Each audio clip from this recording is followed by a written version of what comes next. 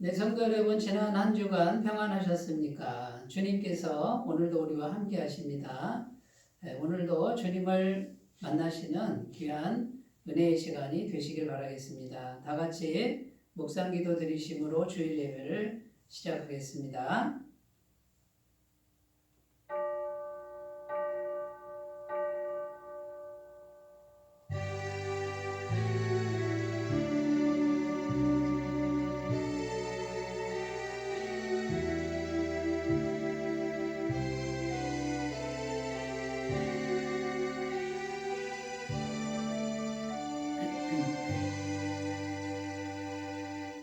할렐루야. 하늘에서 여호와를 찬양하며 높은 데서 그를 찬양할지어다. 그의 모든 천사여 찬양하며 모든 군대여 그를 찬양할지어다.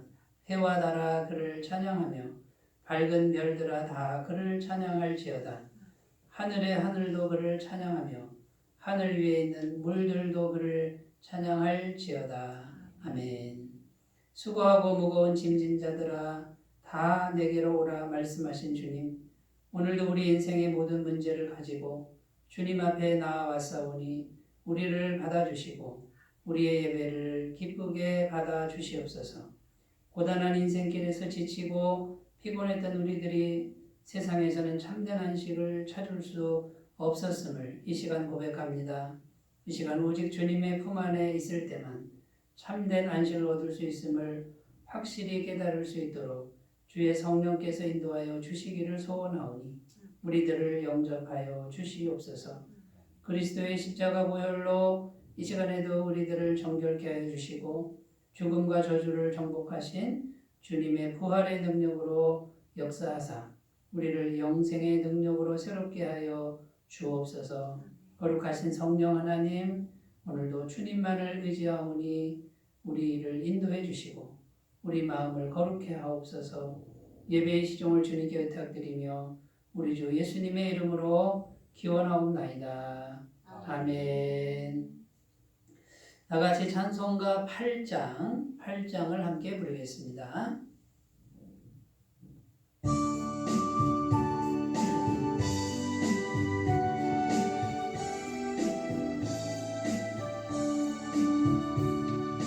거룩 거룩 거룩 전능하신 주님, 이른 아침 우리 주를 찬송합니다.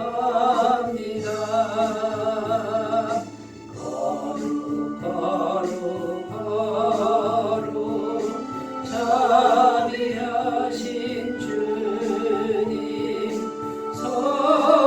성삼일체 우리 주로다.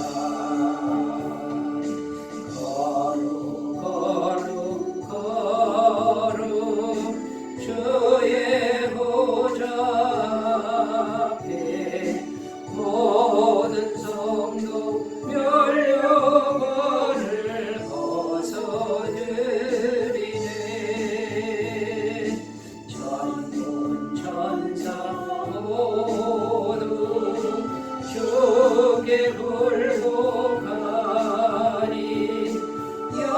영원히 위에 계신 주로다.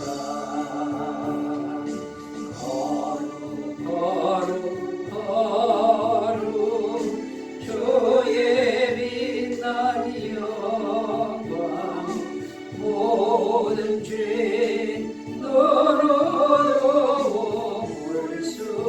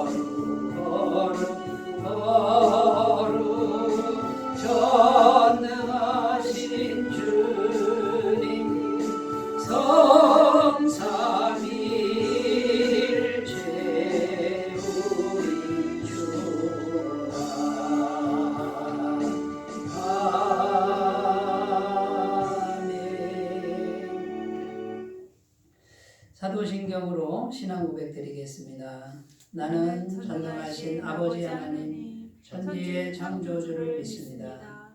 나는 그의 유일하신 아들, 우리 주 예수 그리스도를 믿습니다.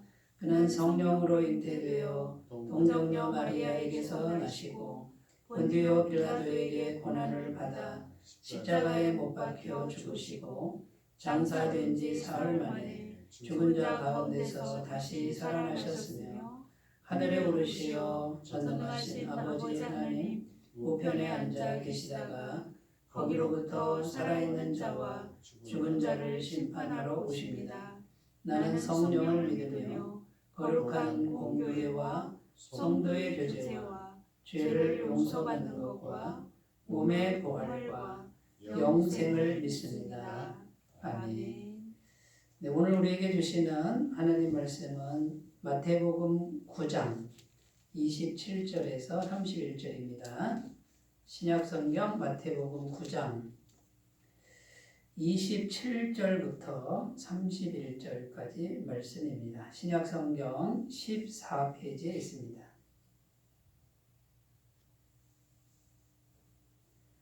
마태복음 9장 27절에서 31절 말씀을 제가 봉독해 드리겠습니다.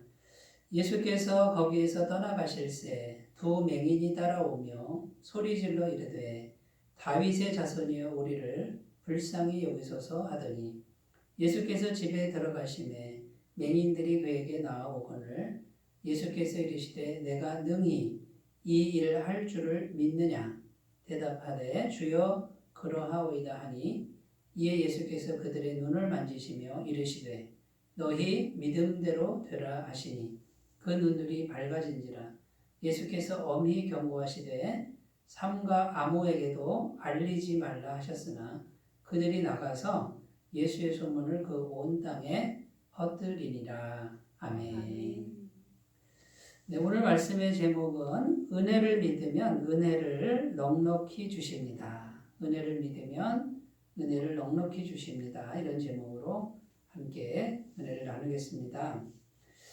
제가 청년 때 어느 무더운 여름날이었습니다.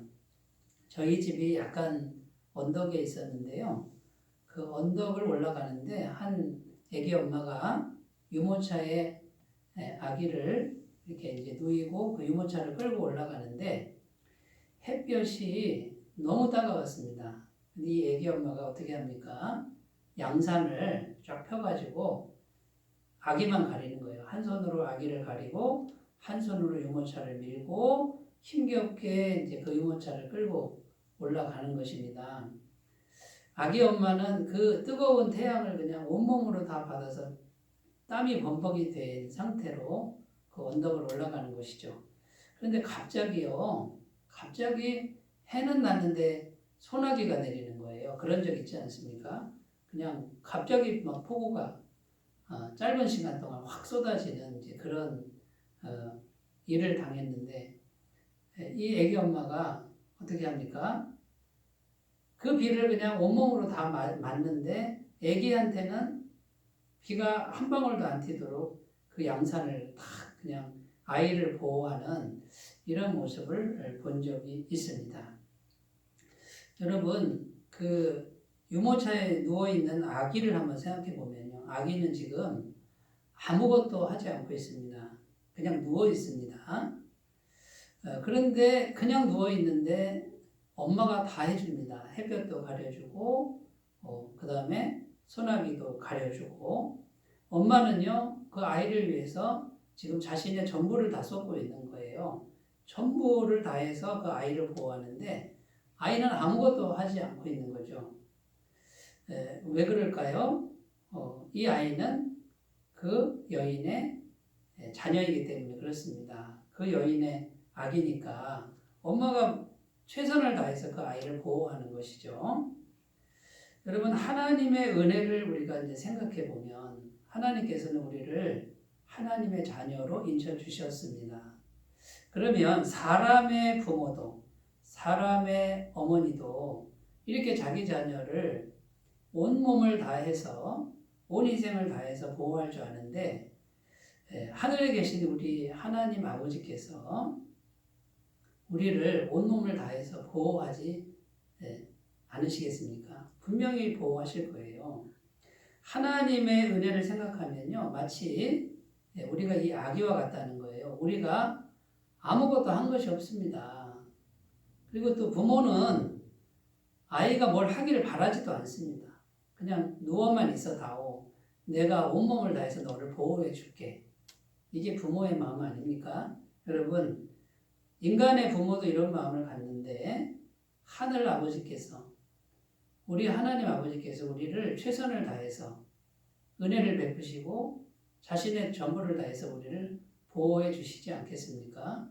여러분, 이것이 믿음이라는 거예요. 그 믿음이라고 하는 게 뭐냐면 하나님의 은혜를 믿는 것이 믿음이라는 거예요. 그래서 우리가 이런 하나님의 은혜를 믿는 믿음을 갖는 것, 이것이 정말 중요하다. 이 믿음이 우리에게 있어야 된다라고 하는 것을 오늘 성경 말씀은 말씀해 주고 있다라는 것이죠.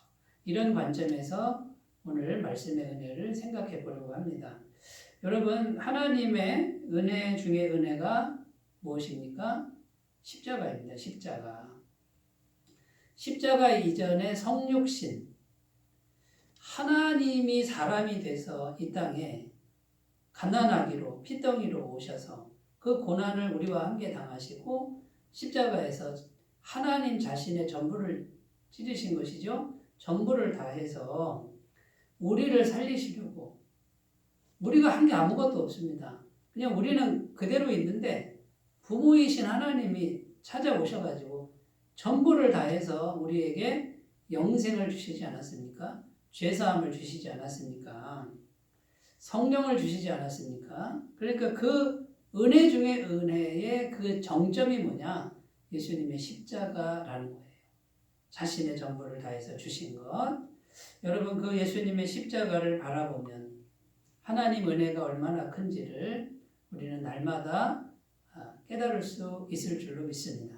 그리고 그 은혜 주시는 하나님, 그 은혜는 조건부 은혜가 아니고 내가 뭔가를 해서 주는 게 아니라 자녀이기 때문에 그냥 주시는 그 무한한 은혜를 우리가 믿는 믿음, 받아들이는 믿음, 그거 하나 원하는 건데 그 믿음이 얼마나 중요한지 우리가 오늘 말씀을 통해서 살펴보셨으면 좋겠습니다.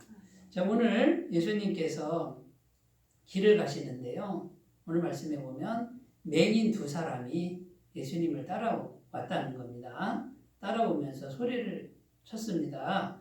다윗의 자손이여 우리를 불쌍히 여기소서. 오늘 말씀 27절에 이렇게 돼 있죠. 여러분, 한 번만 했겠습니까?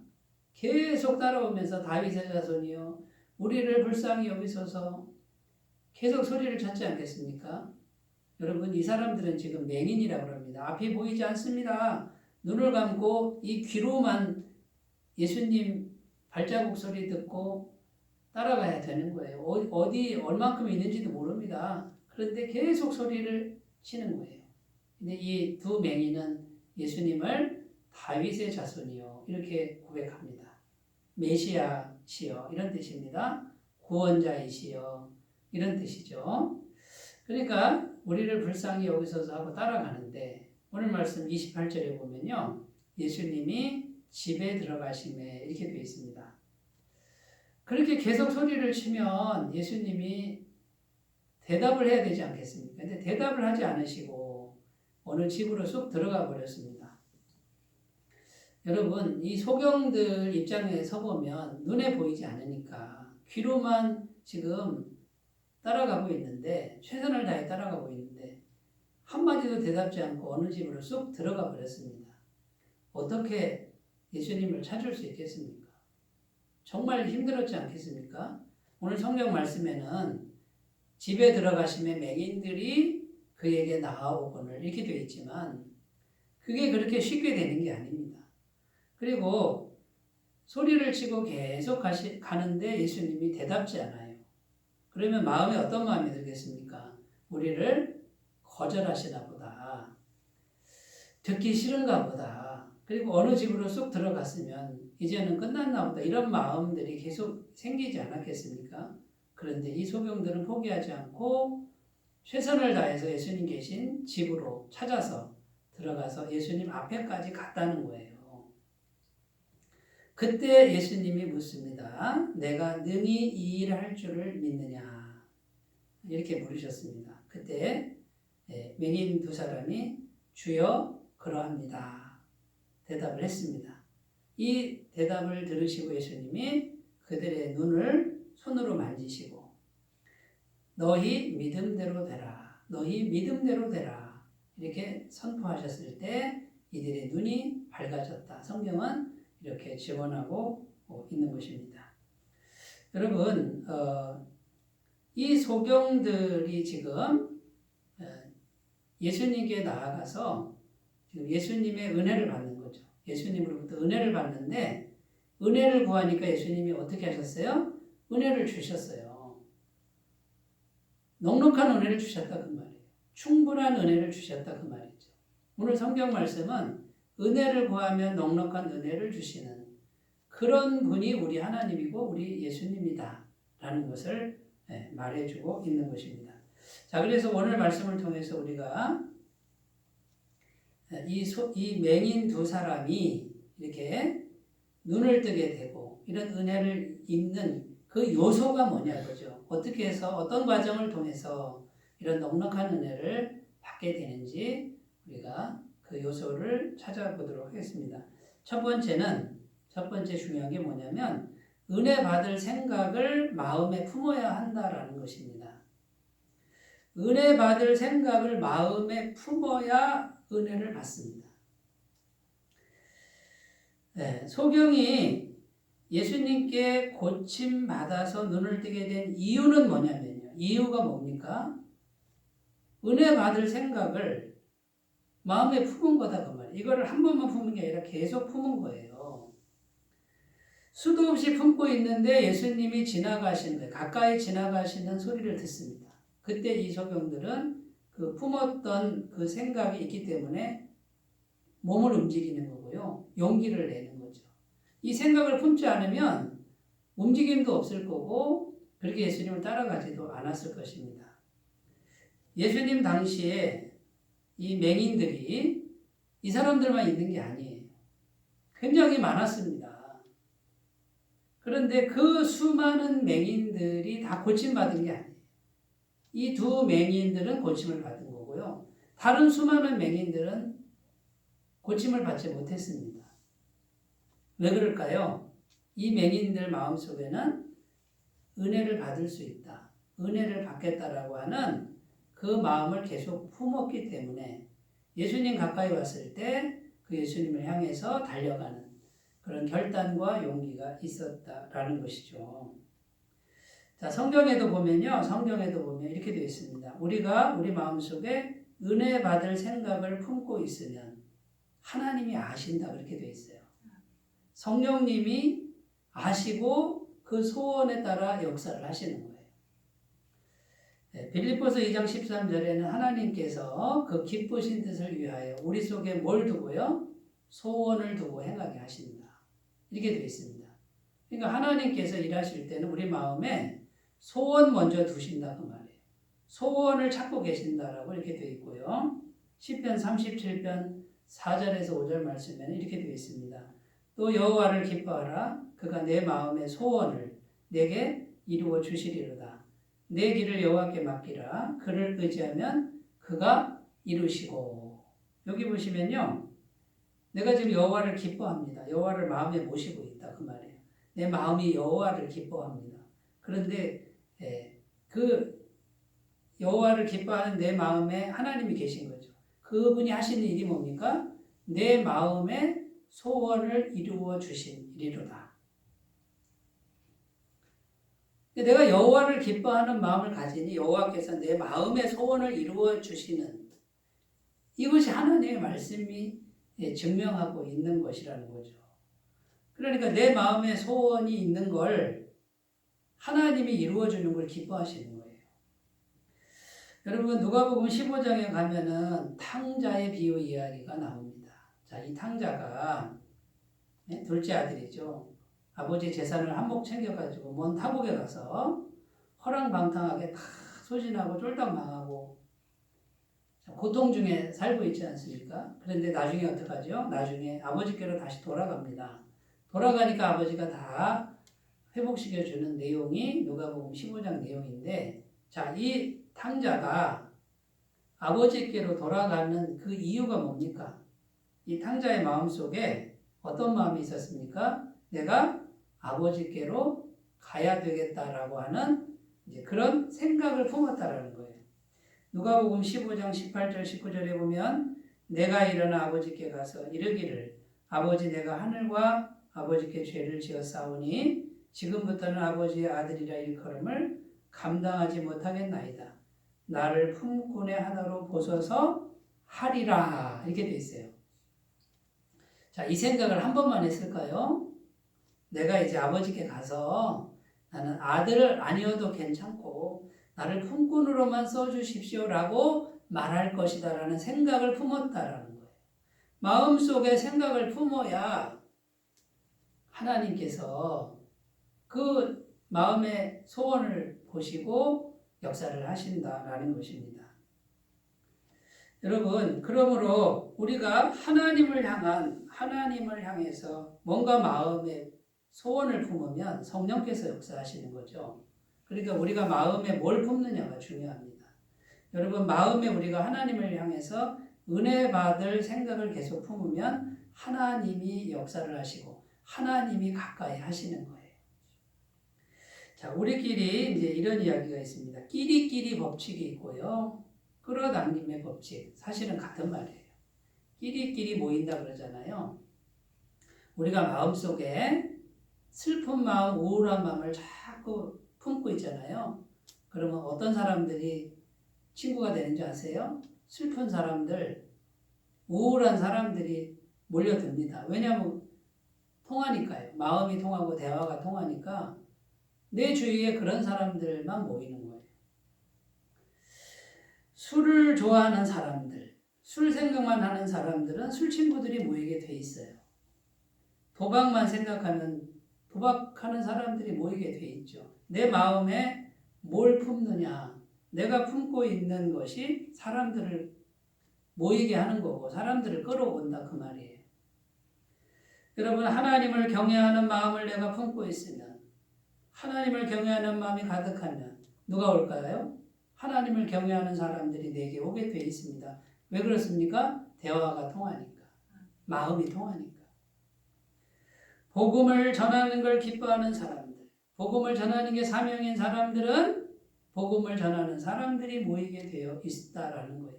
기도하는 사람, 기도해야지. 마음에 하나님께 늘 기도하는 사람은 기도하는 사람들이 모이게 돼 있어요. 이게 끼리끼리의 법칙이에요. 여러분, 그러므로 우리가 하나님, 성령 하나님, 우리 하나님이 나와 가까이 하시게 하는 비결이 뭐냐? 하나님으로부터 은혜 받을 생각을 품으라 그 말이에요. 내가 하나님으로부터 은혜를 받아야 되겠다. 이 마음을 지속적으로 품을 때 성령님께서 그 마음을 보시고 소원을 이루어 주시려고 우리에게 오신다라고 성경은 말하고 있는 것입니다. 여러분, 그러므로 우리가 오늘 첫 번째 해야 될 일이 뭐예요? 은혜 받을 생각을 품어야 된다는 거예요. 하나님은 은혜가 풍성한 하나님이시다 하고 내 마음에 은혜 받을 생각을 계속 이렇게 지속적으로 품고 있을 때, 그때야 우리는 넉넉한 은혜를 받게 될 줄로 믿습니다. 자, 이제 두 번째입니다. 두 번째 해야 될 일이 뭐냐면요. 은혜의 한계를 제한하지 않아야 된다는 거예요. 은혜의 한계를 나 스스로 제한하면 안 된다는 거예요. 여러분, 자, 소경들이, 맹인들이 이제 눈을 떴지 않습니까?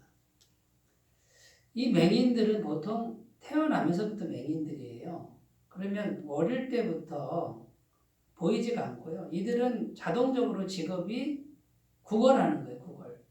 아무것도 뭐 일을 못하지 않습니까? 그러니까 사람들 많은 곳에 누가 갖다 인도해 놓으면 거기에 앉아서 이제 국어를 하는 게 직업이 되는 거예요. 그런데 이 맹인들이 어릴 때부터 안 보였는데 이 사람들이 이제 어떤 생각을 합니까? 눈을 뜰 수 있다라는 생각을 하는 거예요. 이게 과연 쉽겠어요? 한마디로 기적을 믿었다 그러면 기적을. 하나님은 기적을 행하실 수 있는 분인 걸 믿어야 되고요. 그 다음에 나에게 눈을 뜨게 하는 기적을 얼마든지 베풀어 주신다라는 것을 믿는 거예요. 그러니까 은혜의 한계를 정하지 않은 거죠. 마가복음 9장 23절에 보면 예수께서 이르시되 할 수 있거든이 무슨 말이냐. 믿는 자에게는 능치 못함이 없느니라. 이게 예수님 하신 말씀이에요. 여러분, 믿는 자에게는 능치 못함이 없느니라. 이게 예수님이 지금 기대하시는 믿음이 우리에게 기대하시는 믿음. 근데 우리는 내 생각에 가능한 것만 믿으려는 경향이 있지 않습니까? 여러분 자신을 한번 돌아보셨으면 좋겠습니다. 어릴 때부터 눈 한 번 뜬 적이 없는 사람들이 눈을 뜰 수 있다라는 이 믿음의 한계를 정하지 않고 전능한 믿음, 전능한 은혜, 기적의 은혜를 믿는 그 믿음을 품었다라는 거예요. 그래서 이 사람들은 이걸 믿었기 때문에 하나님의 넉넉한 은혜를 받을 수 있었다라는 것입니다. 마가복음 11장 23절 내가 진실로 너희에게 이르노니 누구든지 이 산더러 들려 바다에 던져지라 하며 그 말하는 것이 이루어질 줄 믿고 마음에 의심하지 아니하면 그대로 되리라. 여기 보면 믿음의 놀라운 능력을 보여주고 있습니다. 산이 던져서 벙 던져가지고 바다에 던져져라 하고 말하는 게 믿으면 그대로 된다는 거예요. 물론 이 믿음은 인간의 믿음이 아니라 성령께서 주시는 신적 믿음이 있어야 되는 거죠. 그런데 이 믿음만 있으면 불가능이 없다라는 거예요. 이게 지금 성경이 계속 우리에게 말씀하고 있는 것입니다.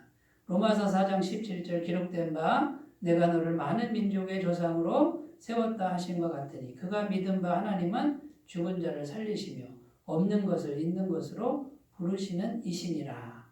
여기서 그가 누구냐면 아브라함이죠. 이 아브라함이 믿은 바 하나님은 죽은 자도 살리고 없는 것을 있는 것처럼 부르시는 하나님, 창조주 하나님, 전능한 하나님을 믿었는데 하나님이 겨우 응답한 게 아니라 넉넉하게 은혜를 주셨다라는 거예요. 여러분 그 전능하신 하나님이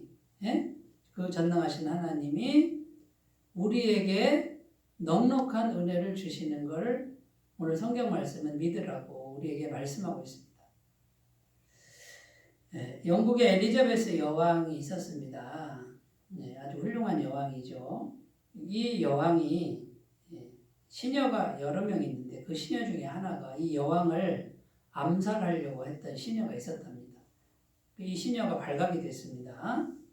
엘리자베스 여왕이 그 시녀를 참 총애를 했는데 배신을 한 거예요. 불러다 놓고 이렇게 말합니다. 너는 죽어 마땅하다. 내가 너를 참 아꼈는데 네가 이렇게 나에게 배신을 하다니. 마지막으로 할 말이 있느냐? 이렇게 물었습니다. 그런데 이 배신한 시녀가 이렇게 대답하는 거예요. 폐하, 저는 죽어 마땅합니다. 그러나 폐하, 은혜를 구합니다. 살려주십시오. 은혜를 베풀어 달라고 간구한 거예요. 여러분, 이 시녀가 살았을까요? 죽었을까요? 이 시녀가 살았다는 거예요. 왜 살았냐면요. 여왕을 암살하려고 하고 죽이려고 했는데 이 여왕의 마음을 움직인 게 뭐냐면 은혜를 구한 거예요. 은혜. 그러니까 엘리자베스 여왕은 은혜를 베푸는 거예요. 이 시녀는 여왕을 어떻게 바라봤냐면 여왕은 은혜가 풍성한 분이다라고 바라본 거예요. 은혜가 풍성한 분이다. 평상시에 내가 그 여왕을 모셔봤더니 은혜가 풍성한 분이다라는 것을 깨닫고 은혜를 구했다는 거예요. 그래서 엘리자베스 여왕은 은혜를 베풀었다는 거예요. 여러분, 우리가 하나님을 향해서 이 은혜가 풍성한 하나님, 내가 죽을 죄를 졌어도 은혜를 베푸시는 분이다라고 하나님을 바라고 그분에게 은혜를 베풀어 달라고 고백하는 것이 얼마나 중요한지를 오늘 꼭 생각하셨으면 좋겠습니다. 여러분, 예수님 믿고 구원받았다는 뜻이 무엇입니까? 자, 예수 믿고 구원받았다. 어떤 분들은 예수 믿으면 구원을 준다 그랬으니, 자, 믿었으니까 구원은 내 것이다 라고 하는 권리 주장처럼 생각하는 분이 있습니다. 예수 믿으면 구원받았다. 자, 예수 믿으면 구원받았다라는 공식으로 생각합니다. 공식을 외웠으니 아무 감흥 없이 믿었으니까 구원받았다. 나는 천국 간다. 그러니까 나는 이건 내 거다. 이렇게 생각하는 경향이 있는 분들도 간혹 있는 것 같습니다. 그런데 여러분, 예수 믿고 구원받았다 이 말은요, 내가 죽어 마땅한데, 나는 도저히 살 가능성이 없는데, 내가 믿으니까 하나님의 은혜가 언제나 있구나. 내가 믿기만 했는데 하나님의 은혜가 언제나 있구나. 이것이 예수 믿고 구원받았다라는 뜻이라는 거예요. 여러분, 예수 믿고 구원받았다 이거는요, 권리 주장도 아니고 공식을 외우는 것도 아니에요. 무슨 자격증 따는 게 아니라 내가 정말 죽어 마땅한 죄인인데 어떻게 내가 믿기만 했는데 은혜가 계속 오느냐. 그런데 믿기만 하면 은혜를 주신다고 하니 내가 정말 염치 없지만 송구스럽지만 내가 그 은혜가 풍성한 하나님을 내가 믿습니다. 했을 때 그 은혜가 주어진 거라는 거예요. 여러분, 그러므로 하나님의 은혜를 제한하지 않으셨으면 좋겠습니다. 나 같은 거한테는 은혜가 넉넉하지 않을 거야. 여러분, 이건 거짓말입니다. 이건 마귀가 우리 생각 속에 자꾸 의심을 넣는 거예요. 하나님은 전능하셔. 하나님은 이거는 못하실 거야. 이건 거짓말이에요. 하나님은 못하실 게 없어요. 뭐든지 할 수 있고요. 내가 아무리 큰 죄인이라도 은혜는 넉넉한 그런 은혜가 있다는 것을 꼭 믿으셨으면 좋겠습니다. 지금 우리 하나님은 무엇을 찾고 계시냐면요. 믿음을 찾고 계시는 거죠. 그 믿음이 무슨 믿음이냐면 은혜의 믿음이에요. 은혜의 믿음. 마음껏 은혜를 구하는 믿음. 그것만 있으면 돼요. 마음껏 은혜를 구하는구나. 그 사람의 죄인인지 뭘 했는지 그걸 보는 게 아니라 마음껏 은혜를 구하는구나. 마음껏 은혜를 구하면 내가 넉넉하게 은혜를 주겠다. 그래서 그 마음껏 은혜를 구하는 믿음을 찾고 계시는 것을 꼭 믿으셨으면 좋겠습니다. 히브리서 11장 6절입니다. 믿음이 없이는 기쁘시게 하지 못하나니 하나님께 나아가는 자는 반드시 그가 계신 것과 또한 그가 자기를 찾는 자들에게 상 주시는 이심을 믿어야 할지니라. 자, 하나님께 나아가는데 나아갈 때 어떻게 하라고요? 상 주시는 걸 믿어야 하나님이 기뻐하신다잖아요. 하나님께 나아가면서 에이, 하나님은 상 안 주실 거야. 이건 하나님이 기뻐하시지 않는 거예요. 내가 여기 보면 착한 일을 한 사람이 아니에요. 누구든지 그냥 가서 상 주시는 걸 믿고 나아가는 걸 기뻐하신다. 이렇게 되어 있습니다. 로마서 8장 32절 자기 아들을 아끼지 아니하시고 우리 모든 사람을 위하여 내주시니가 어찌 그 아들과 함께 모든 것을 우리에게 주시지 않겠느냐.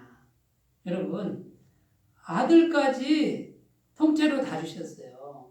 우리를 위해서 전부를 다 주신 분이 아들을 주시니가 다른 건 안 주시겠느냐. 한번 생각해 봐라 그 말이에요. 아들을 주시니가 다른 건 안 주시겠어요? 아들까지 내어주시는 은혜의 하나님이 다른 거는 안 주실 거야. 좀 이상하지 않습니까? 그러니까 우리가 마귀의 속임수에 빠져들지 말고 예수님 십자가로 바라보면서 아들을 주셨으니 다른 거를 안 주시겠어. 이렇게 은혜가 풍성한 하나님 앞에 나는 마음껏 은혜를 구할 거야. 그러고 살 거야. 이렇게 고백하시는 귀한 날이 되시기 바라겠습니다. 자, 세 번째입니다. 세 번째. 이 은혜의 믿음을 방해하는 생각들과 싸워야 된다는 거예요.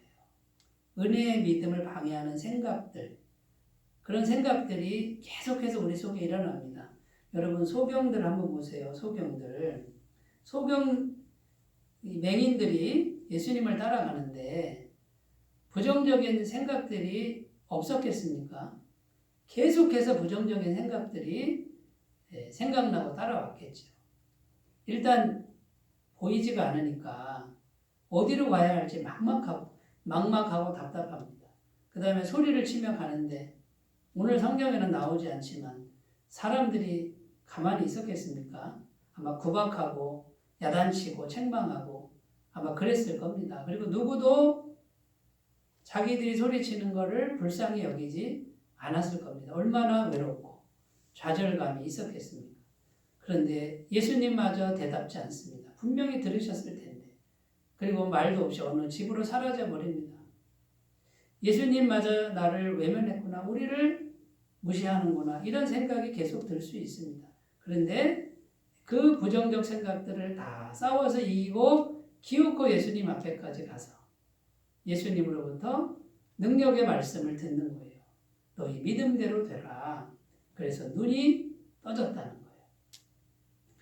여러분, 우리가 이렇게 은혜의 믿음을 계속해서 구할 때 또 반대로 계속해서 방해하는 생각들이 집요하게 공격한다라는 것을 우리가 오늘 꼭 기억하셨으면 좋겠습니다.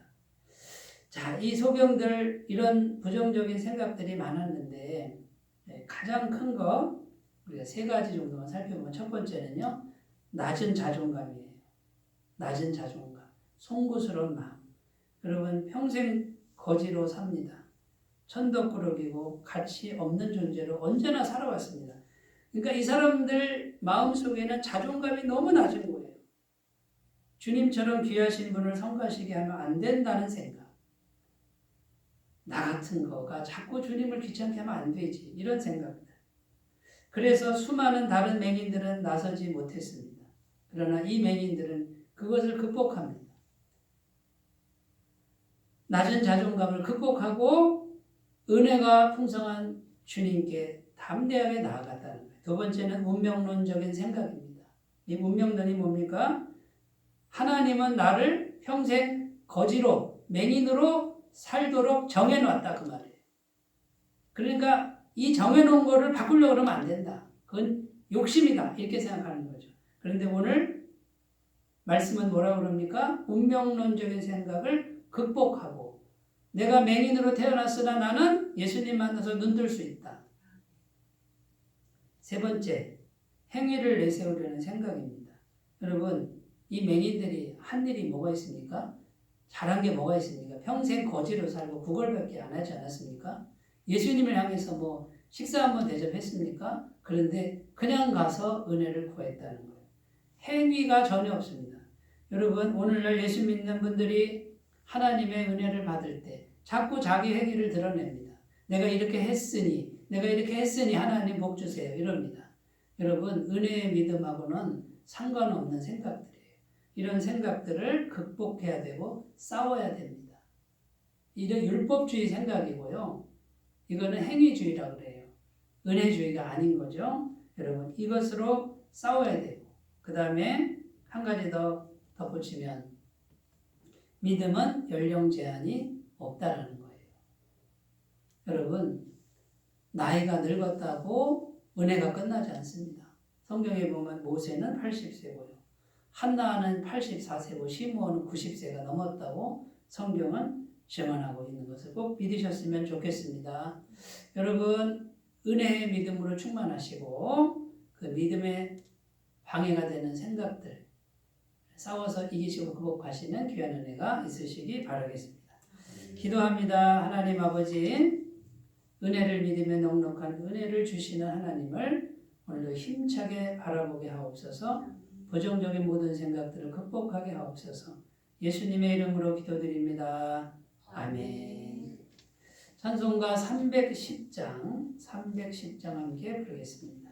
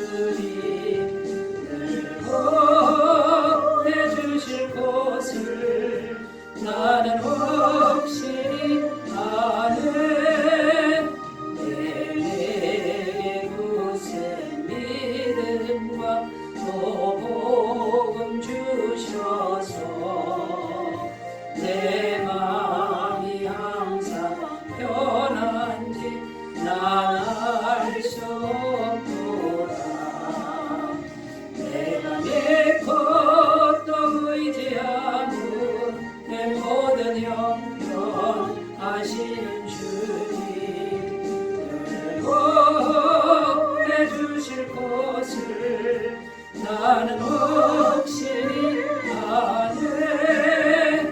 내게 성령 주셔서 내 마음 감동해. 주 예수 믿게 하는지 난 알 수 없도다.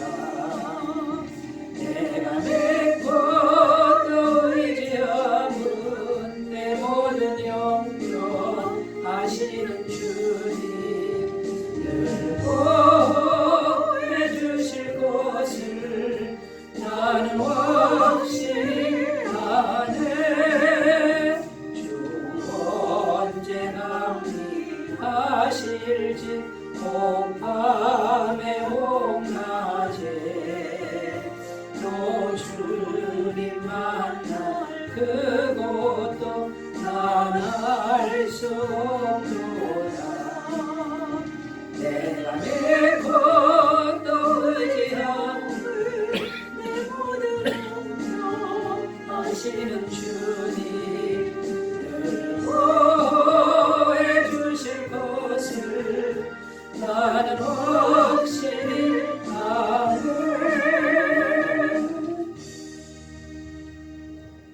네, 코로나 바이러스가 연일 계속되고 있습니다. 이를 위해서 꼭 기도해 주시고 하루속히 종식되도록 기도해 주시면 감사하겠습니다. 다른 광고는 주보를 참조해 주시고요. 이제 찬송가 6장 부르시고 축도로 예배를 마치겠습니다.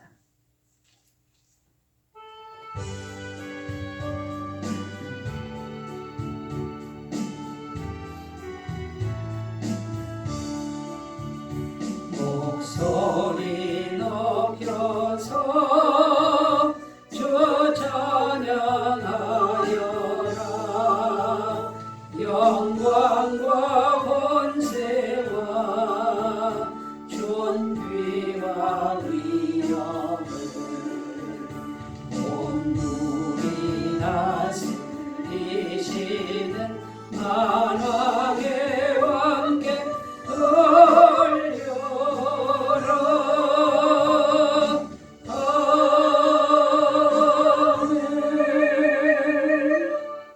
이제는 우리 주 예수 그리스도의 은혜와 하나님 아버지의 사랑하심과 성령님의 교통하심이 은혜가 풍성한 하나님을 믿고 마음껏 은혜를 구하는 믿음으로 성숙하기를 원하는 주의 모든 백성들 위해 영원토록 함께 하시기를 간절히 축원하옵나이다. 아멘.